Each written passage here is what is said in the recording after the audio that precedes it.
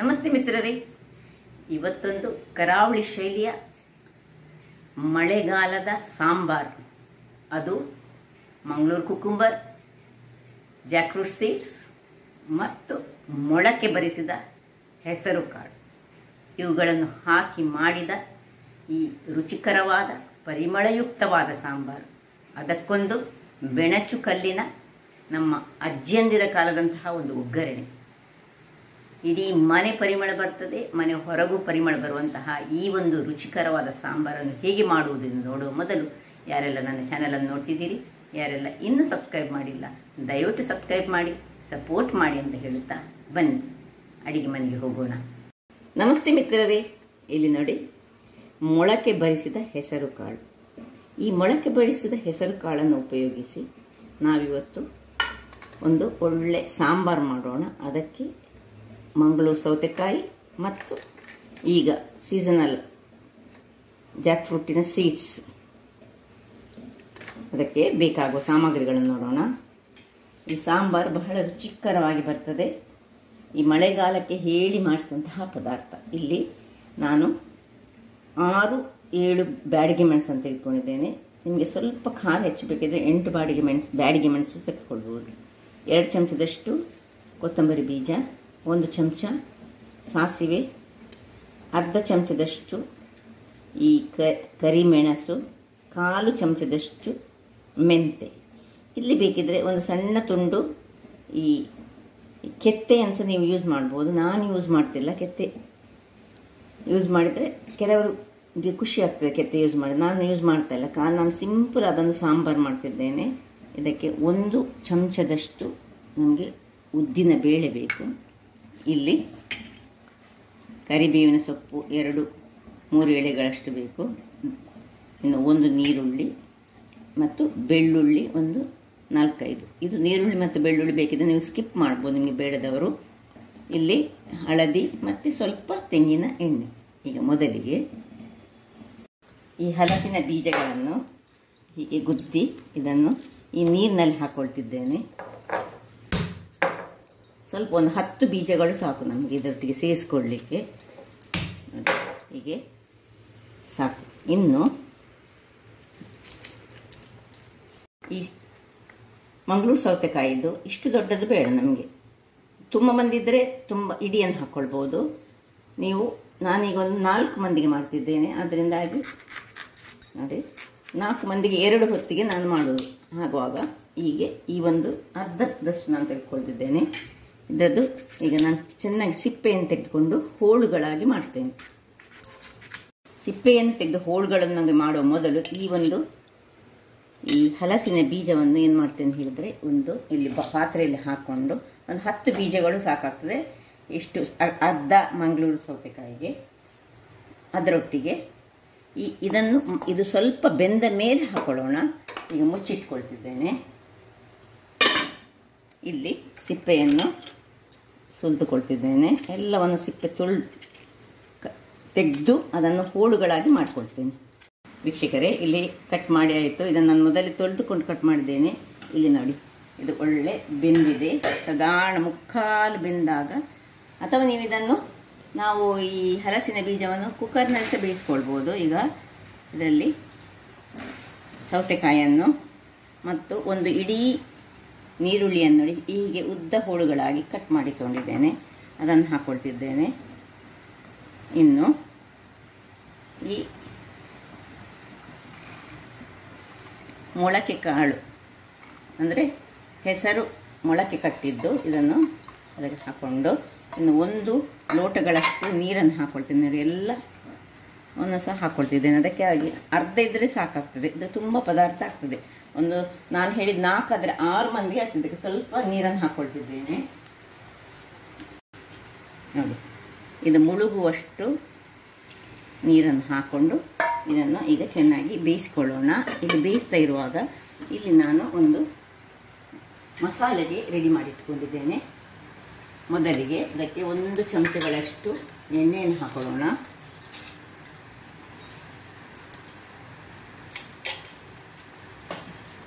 ನಾನು 6 ತೆಗೆದುಕೊಂಡಿದ್ದೇನೆ ಬ್ಯಾಡಿಗೆ. ಇದನ್ನು ಇದರಲ್ಲಿ ಸ್ವಲ್ಪ ಹುರಿಯೋಣ. ಇದು ಹುರಿತಾ ಇರುವಾಗ ನಾವು 2 ಎಳೆಯಷ್ಟು ಸ್ವಲ್ಪ ಹೆಚ್ಚೇ ಕರಿಬೇವಿನ ಸೊಪ್ಪು ಹಾಕೊಂಡು ಒಳ್ಳೆಯದಾಗ್ತದೆ ಪರಿಮಳ.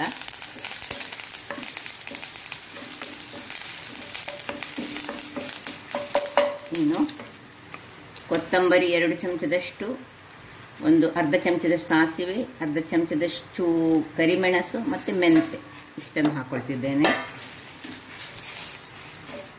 ಸ್ವಲ್ಪ ಹದ ಉರಿಯಲ್ಲಿ ಮಾಡ್ಕೊಳ್ಳೋಣ.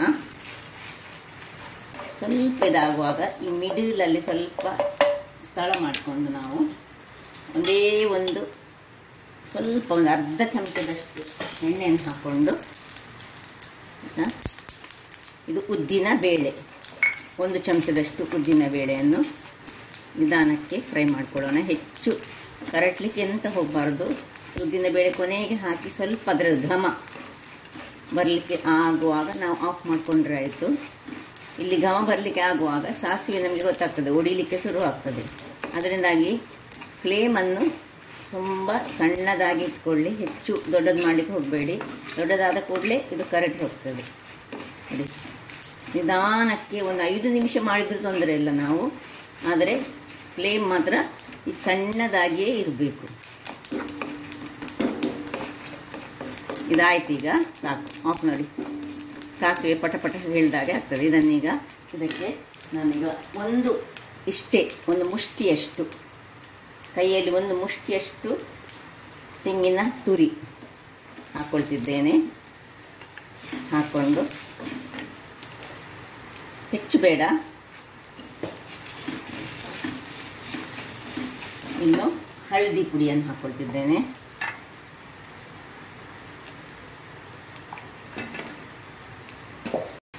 ನೋಡಿ, ಸ್ವಲ್ಪ ಇದರಲ್ಲಿ ಈ ತೆಂಗಿನ ತುರಿ ಬಾಡುವಾಗ, ಅಂದರೆ ಸ್ವಲ್ಪ ಇದಾಗುವಾಗ ಗ್ಯಾಸನ್ನು ಆಫ್ ಮಾಡ್ಕೊಳ್ಳೋಣ. ಮತ್ತು ಒಂದು ಸಣ್ಣ ನಿಂಬೆ ಅಷ್ಟು ಸಹ ಬೇಡ, ನಿಂಬೆಗಿಂತ ಅರ್ಧ ನಿಂಬೆ ಗಾತ್ರದ ಹುಳಿಯನ್ನು ಹಾಕೊಳ್ತಿದ್ದೇನೆ. ಇದನ್ನು ತಣ್ಣಗಾಗಲಿಕ್ಕೆ ಬಿಡೋಣ. ವೀಕ್ಷಕರೇ, ಇದೀಗ ತಣ್ಣಗಾಗಿದೆ. ಈಗ ಇದನ್ನೆಲ್ಲ ನೋಡಿ ಒಂದು ಮಿಕ್ಸಿಗೆ ಹಾಕ್ಕೊಂಡು ಒಳ್ಳೆ ಒಂದು ಮಸಾಲೆ ಮಾಡ್ಕೊಂಡು ಬರೋಣ. ಈಗ ಇದಕ್ಕೆ ನಾವೊಂದು ಸ್ಪೆಷಲ್ ಆಗಿ ನೀರುಳ್ಳಿ ಮತ್ತು ಬೆಳ್ಳುಳ್ಳಿ ಮತ್ತು ಈ ಬಿಳಿ ಬೆಣಚು ಕಲ್ಲನ್ನು ಉಪಯೋಗಿಸಿ ಇದಕ್ಕೊಂದು ನಾವು ಭಾರಿ ಒಂದು ಗಮ್ಮತ್ತಿದೊಂದಂದರೆ ನಾವು ಕರಾವಳಿ ಶೈಲಿಯವರು ಮಾಡುವಂಥ ಒಂದು ಒಗ್ಗರಣೆ, ಅದನ್ನು ಕೊಡಲಿಕ್ಕಿದ್ದೇನೆ ನಾನು ಕೊನೆಗೆ. ಬೆಣಚು ಕಲ್ಲು ಹೇಳಿದರೆ ನೋಡಿ, ಈ ರೀತಿಯಾಗಿ ನಮಗೆ ಮರಳಿನಲ್ಲಿ ಸಿಗ್ತದೆ ಈ ಬೆಣಚು ಕಲ್ಲುಗಳು. ಇಂಥದನ್ನು ನಾವು ಸ್ವಲ್ಪ ಸಂಗ್ರಹ ಮಾಡಿ ಇಟ್ಟುಕೊಳ್ಬೇಕು. ಅಂದರೆ ಒಂದು ಸತಿ ಒಂದನ್ನು ಯೂಸ್ ಮಾಡಿದರೆ ಮತ್ತೆ ಪುನಃ ಯೂಸ್ ಮಾಡಲಿಕ್ಕಿಲ್ಲ. ಇಂಥ ಕಲ್ಲಿನಲ್ಲಿ ಒಂದು ಒಗ್ಗರಣೆ ಕೊಡಲಿಕ್ಕುಂಟು. ಈಗ ಇದಕ್ಕೆ ಸ್ವಲ್ಪ ನೀರನ್ನು ಹಾಕಿ ನಾನು ಗ್ರೈಂಡ್ ಮಾಡಿ ತರ್ತೇನೆ. ವೀಕ್ಷಕರೇ ನೋಡಿ, ಮಸಾಲೆ ರೆಡಿಯಾಗಿದೆ. ಕಲ್ಲರ್ ಹೀಗೆ ಬರಬೇಕು ನೋಡಿ. ತೆಂಗಿನಕಾಯಿ ತುಂಬ ಹಾಕೊಳ್ಳಿಕ್ಕಿಲ್ಲ, ಇದು ಸಾಂಬಾರು ಮಾಡ್ತಾ ಇದ್ದೇವೆ ನಾವು. ಅದರಿಂದಾಗಿ ಈಗ ಇಲ್ಲಿ ನೋಡಿ, ಇದಕ್ಕೆ ಇಷ್ಟು ಬೇಯ್ತಾ ಇರುವಾಗ ಈಗ 1 2 ಎಳೆಯಷ್ಟು ಕರಿ ಲೀವ್ಸ್ ಹಾಕೊಳ್ತಿದ್ದೇನೆ. ಕರಿ ಲೀವ್ಸ್ ಅಂತ ಹಾಕ್ಕೊಂಡು ಸ್ವಲ್ಪ ತಿರುಗಿಸಿ ಇದು ಬೆಂದಿದ ಅಂತ ನೋಡ್ಕೊಳ್ಳೋಣ. ಬೇಯದಿದ್ದರೆ ನೀವು ಪುನಃ ಸ್ವಲ್ಪ ಹೊತ್ತು ಮುಚ್ಚಿಟ್ಟುಕೊಂಡು ಬೇಯಿಸಬೇಕು. ಆಮೇಲೆ ನನ್ನದೀಗ ಬೆಂದಿತ್ತು. ಈಗ ಉಪ್ಪು, ರುಚಿಗೆ ತಕ್ಕಷ್ಟು ಉಪ್ಪನ್ನು ಹಾಕೊಳ್ತಿದ್ದೇನೆ ನಾನು. ಇನ್ನು ಒಂದು ಸಣ್ಣ ತುಂಡು ಬೆಲ್ಲ ಹಾಕೊಳ್ತಿದ್ದೇನೆ.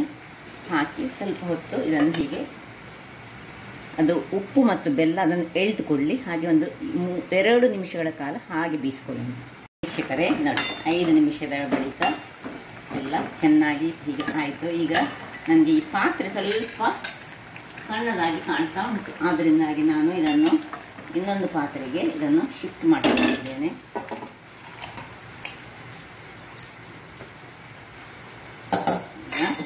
ಇಲ್ಲಿ ನೋಡಿ, ಆ ಬೆಣಚು ಕಲ್ಲನ್ನು ನಾನು ಇಲ್ಲಿ ಇದರ ಅಡಿಯಲ್ಲಿ ಬಿಸಿ ಆಗಲಿಕ್ಕೆ ಇಟ್ಕೊಂಡಿದ್ದೇನೆ. ಇದು ಆಗ್ತಾ ಇರುವಾಗ ಅದು ಅಲ್ಲೇ ಬಿಸಿ ಆಗಲಿ ಹೇಳಿ. ಆ ಕಲ್ಲು ನಮಗೆ ಬಿಸಿ ಆಗಬೇಕು. ನಿಮಗೆ ಕಾಣಿಸ್ತಾ ಉಂಟಂತ ಒಮ್ಮೆ ಬೇಕಿದ್ರೆ ನೋಡಿ, ಬೆಣಚು ಕಲ್ಲಲ್ಲಿ ಬಿಸಿ ಆಗ್ತಾ ಉಂಟು. ಇಲ್ಲೀಗ ಈ ಮಸಾಲೆ, ಕಡ್ದಿಟ್ಟ ಮಸಾಲೆಯನ್ನು ಇದಕ್ಕೆ ಸೇರಿಸ್ಕೊಳ್ಳೋಣ. ಸ್ವಲ್ಪ ನೀರನ್ನು ಹಾಕೊಳ್ಳೋಣ. ಸಾಂಬಾರು ಆದ್ರಿಂದಾಗಿ ಸ್ವಲ್ಪ ಅದು ನೀರಿನಲ್ಲಿ ಬೇಕು ನಮಗೆ. ಅದೇ ನೀರಲ್ಲ, ಹದದಲ್ಲಿ ಎಷ್ಟು ನಿಮಗೆ ಅದು ನಿಮ್ಮ ಇದಕ್ಕೆ ಗುಣ, ನಿಮಗೆ ಹೇಗೆ ಎಷ್ಟು ದಪ್ಪ ಬೇಕು ಅಷ್ಟು ದಪ್ಪ. ತುಂಬ ದಪ್ಪ ಇಟ್ಕೊಂಡ್ರೆ ಒಳ್ಳೇದಾಗೋದಿಲ್ಲ, ಯಾಕಂದರೆ ಹೆಸರು ಕಾಳು ಇನ್ನು ಅದರಷ್ಟಕ್ಕೆ ಸ್ವಲ್ಪ ಅದು ದಪ್ಪವನ್ನು ಕೊಡ್ತದೆ. ನೋಡಿ, ಇಷ್ಟ ಆಗುವಾಗ ಇಲ್ಲಿ ನಾವೇನು ಮಾಡಬೇಕು ಹೇಳಿದರೆ, ಇದು ಕುದೀಲಿ, ಅದಕ್ಕೆ ನಾನು ಮುಚ್ಚಳವನ್ನು ಮುಚ್ಚಿ ಕುದೀಲಿ ಬಿಡೋಣ. ಇದು ಕುದೀತಾ ಇರುವಾಗ ಇಲ್ಲಿ ನೋಡಿ, ನಾನು ಈ 5-6 ಎಳೆಗಳಷ್ಟು ಬೆಳ್ಳುಳ್ಳಿಯನ್ನು ನಾನು ಇಲ್ಲಿ ಗುದ್ದಿಕೊಳ್ತೇನೆ. ಗುದ್ದಿಕೊಂಡು ಹೀಗೆ ಒಂದು ಪಾತ್ರೆಯಲ್ಲಿ ಇಟ್ಟುಕೊಳ್ತೇನೆ. ಇನ್ನು ಒಂದು ಅರ್ಧ ನೀರುಳ್ಳಿಯನ್ನು ಸಹ ಹಾಗೆ ಸ್ವಲ್ಪ ಕಟ್ ಮಾಡಿ ಇದನ್ನು ಸಹ ಚೆನ್ನಾಗಿ, ಇದರ ವಿಶೇಷವೇ ಒಂದು ನಮ್ಮನೆಯ ಈ ಒಗ್ಗರಣೆಯಲ್ಲಿರುವುದು. ಅದು ಸಹ ಮಳೆಗಾಲದ ಈ ಒಗ್ಗರಣೆ ಬಹಳ ಚೆನ್ನಾಗಿರ್ತದೆ ನೋಡಿ. ಹೀಗೆ ಸ್ವಲ್ಪ ಇದನ್ನು ಚೆನ್ನಾಗಿ ಗುದ್ದಿಕೊಳ್ಬೇಕು. ಈ ಗುದ್ದಿಕೊಂಡದನ್ನು ಇದರಲ್ಲಿ ಹಾಕೊಳ್ಳೋಣ. ಇನ್ನು ಸ್ವಲ್ಪ ಒಗ್ಗರಣೆಯ ಸೊಪ್ಪು ಇಷ್ಟನ್ನು ಇಟ್ಟುಕೊಂಡು ಇಲ್ಲಿ ಒಂದು ನಾನು ಆಗ ಬಿಸಿ ಮಾಡಿದಂತಹ ಅಂದರೆ ಮಸಾಲೆ ಮಾಡಿದಂತಹ ಯಾವುದನ್ನು ಹೇಳಿದರೆ ಬಾಣಲೆಯನ್ನು ಇಟ್ಕೊಂಡಿದ್ದೇನೆ. ಇದಕ್ಕೀಗ ನಾನು 3 ಚಮಚಗಳಷ್ಟು ಎಣ್ಣೆಯನ್ನು ಹಾಕ್ತೇನೆ ನೋಡಿ. ಇದರಲ್ಲಿ 3 ಚಮಚ, ಸಣ್ಣ ಚಮಚ. ಇನ್ನು ಈ ಬೆಳ್ಳುಳ್ಳಿ ಮತ್ತು ನೀರುಳ್ಳಿ ಎಲ್ಲವನ್ನು ಸಹ ಇದರಲ್ಲಿ ಹಾಕೊಳ್ತೇನೆ. ಸ್ವಲ್ಪ ಇದನ್ನು ಅಲ್ಲಿ ಫ್ರೈ ಮಾಡಿಕೊಳ್ತೇನೆ. ಇಲ್ಲಿ ನೋಡಿ, ಇದು ಕುದಿತಾ ಬರ್ತಾ ಉಂಟು. ಇದು ಕುದಿತಾ ಇರುವಾಗ ಇದರ ನಿಧಾನಕ್ಕೆ ಇದನ್ನು ತೆಗೆದುಕೊಂಡು ಈ ಒಂದು ಕಲ್ಲು ಏನು ನಾವು ಬಿಸಿ ಮಾಡಿದ್ದೇವೆ ನೋಡಿ, ಇದನ್ನು ಆ್ಯಕ್ಚುಲಿ ನಾವು ಊರಿನಲ್ಲಿ ಕೆಂಡದಲ್ಲಿ ಮಾಡುವುದು, ಬೆಂಕಿಯ ಒಲೆಯ ಕೆಂಡದಲ್ಲಿ. ಇಲ್ಲೀಗ ಅದಕ್ಕೆ ಬೇಕಿದ್ದಂತಹ ವ್ಯವಸ್ಥೆ ಇಲ್ಲದಿದ್ದರಿಂದ ಇದನ್ನು ತೆಗೆದು ಇದಕ್ಕೆ ಹಾಕೊಳ್ತಿದ್ದೇನೆ. ಮತ್ತು ಮುಚ್ಚಳವನ್ನು ಮುಚ್ಚಿಕೊಂಡು ಸಣ್ಣ ಉರಿಯನ್ನು ಇಟ್ಟುಕೊಂಡಿದ್ದೇನೆ ಅಲ್ಲಿ. ಇದನ್ನು ಪುನಃ ಇದರಲ್ಲೇ ಹೀಗೆ ಕುದಿಲಿಕ್ಕೆ ಬಿಡ್ತೇನೆ. ಇಲ್ಲಿ ನೋಡಿ, ಇದು ಹೀಗೆ ಇದರಲ್ಲಿ ಆಗ್ತಾ ಉಂಟು. ಹೀಗೆ ಇರಲಿದೆ, ಹೀಗೆ ಇಟ್ಕೊಳ್ಳಿ. ಇದು ಕುದ್ದಾಗಬೇಕು, ಇದು ಒಳ್ಳೆ ಕುದಿಲಿ. ಅಷ್ಟೊತ್ತಿಗೆ ನೋಡಿ, ಇದು ಒಂದು ನಮ್ಮನೆ ಕೆಂಡದ ಒಗ್ಗರಣೆ ಹಾಗೆ ಆಗ್ತದೆ, ಬಟ್ ಬಹಳ ಉತ್ತಮ. ಈ ಕಲ್ಲಲ್ಲಿ ಮಾಡಿದಂತಹ ಒಗ್ಗರಣೆ ಇದಾಗ್ತಾ ಇರಲಿಲ್ಲ. ಉರಿ ಮಾತ್ರ ಸ್ವಲ್ಪ ದೊಡ್ಡದಿರಲಿ. ನೋಡಿ ಆಗ್ತಾ ಉಂಟು. ಇದರ ಪರಿಮಳವನ್ನು ಹೊರಗೆ ಹೋಗ್ಲಿಕ್ಕೆ ಬಿಡಬಾರ್ದು, ನಾವು ಇದನ್ನು ಮುಚ್ಚಿಕೊಂಡು ಬಿಡಬೇಕು. ವೀಕ್ಷಕರೇ, ಇದು ಒಳ್ಳೆ ಕೊದ್ದು ಇದಾಗಿದೆ. ಇಲ್ಲಿ ಇದು ಒಗ್ಗರಣೆ ರೆಡಿ ಆಗ್ತಾ ಉಂಟು, ಕಲ್ಲಿನ ಒಗ್ಗರಣೆ. ಇದು ಇಲ್ಲೀಗ ಉಪ್ಪು ನೋಡಿಕೊಳ್ಳಿ, ಉಪ್ಪು ಕಡಿಮೆ ಇದ್ದರೆ ಉಪ್ಪು ಹಾಕೊಳ್ಳಿ. ಉಪ್ಪು ಕರೆಕ್ಟ್ ಉಂಟು. ಇದು ಸಹ ನೋಡಿ, ಇದು ಸಹ ರೆಡಿಯಾಗಿದೆ ನೋಡಿ, ಹೇಗೆ ಕಾದಿದೆ ನೋಡಿ. ಇದನ್ನೀಗ ಕೂಡಲೇ ತೆಗೆದು ಈ ರೀತಿ ಒಂದು ಪರಿಮಳ ಬರ್ತಾ ಉಂಟು. ಇಡೀ ಮನೆ ಹೊರಗೆ ಎಲ್ಲ ನೋಡಿ ಹೇಗೆ ಹಾರ್ತದೆ ನೋಡಿ ಕಲ್ಲಿನ ಒಗ್ಗರಣೆ.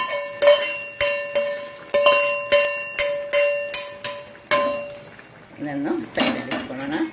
ಆಯಿತು, ಕೂಡಲೇ ಮುಚ್ಚಿಕೊಂಡು ಆಫ್ ಮಾಡ್ಕೊಳ್ಬೇಕು.